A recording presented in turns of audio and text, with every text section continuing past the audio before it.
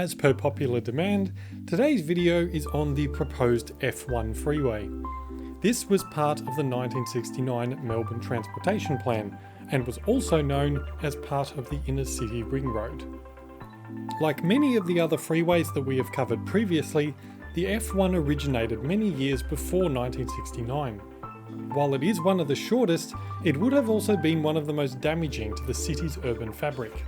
So let's take a look at the F1, one of Melbourne's forgotten freeways.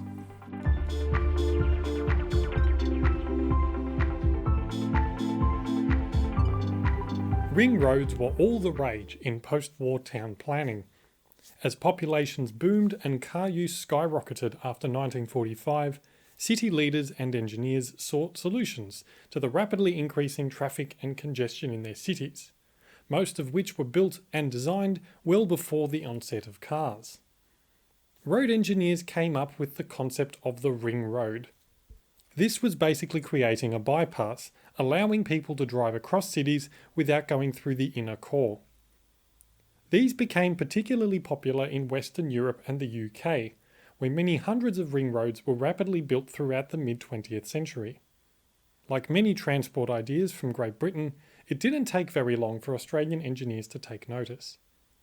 In Melbourne, the first public plans for a coordinated ring road were included in the 1954 Metropolitan Planning Scheme as part of a wider network of arterial roads, which was in many ways the precursor to the 1969 Transportation Plan. The report outlines the reasoning behind the proposal, mainly to limit, quote, unnecessary traffic through the CBD.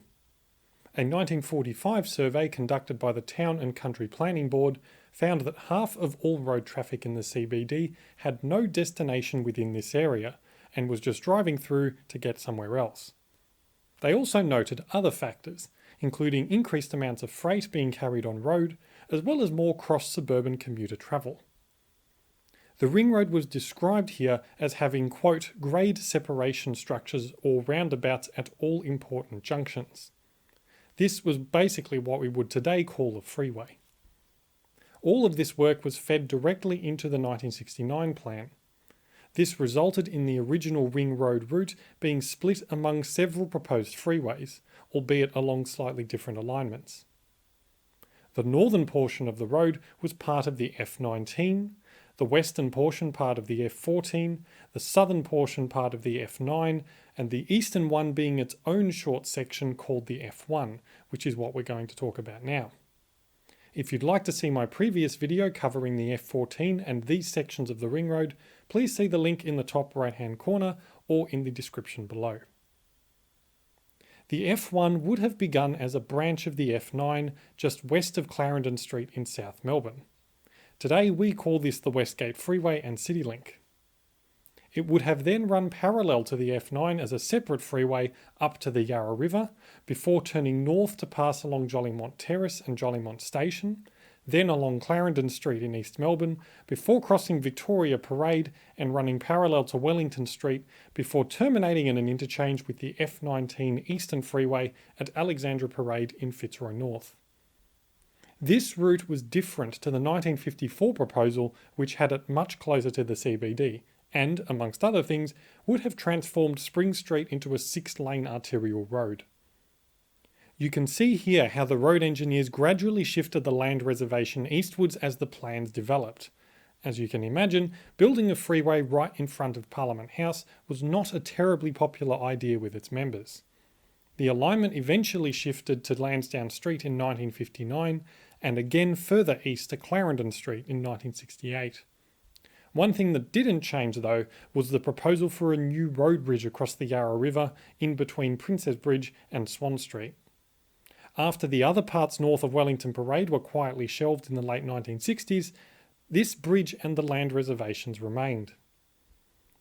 But despite all this, the Board of Works made one final attempt to revive the F1 in 1971 by proposing a 6-lane freeway bridge and tunnel linking Grant Street in South Melbourne to Wellington Parade in East Melbourne.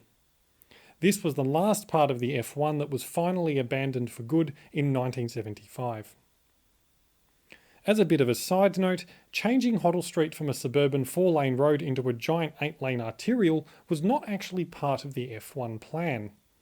This was part of a separate route in the 1969 transportation plan called the F2, running from Craigieburn to Dandenong. So if the 1969 plan was built as originally proposed, there would have in fact been 2 north-south inner city freeways within 1 kilometre of each other. In the end, the F1 as proposed in the 1969 plan did not last very long. As it was made public and objections were raised from the residents of East Melbourne and other areas, the Victorian Cabinet recommended that the F1 be abandoned in favour of prioritising the F2 slightly further east, which is how we ended up with Punt Road and Hoddle Street as major arterials.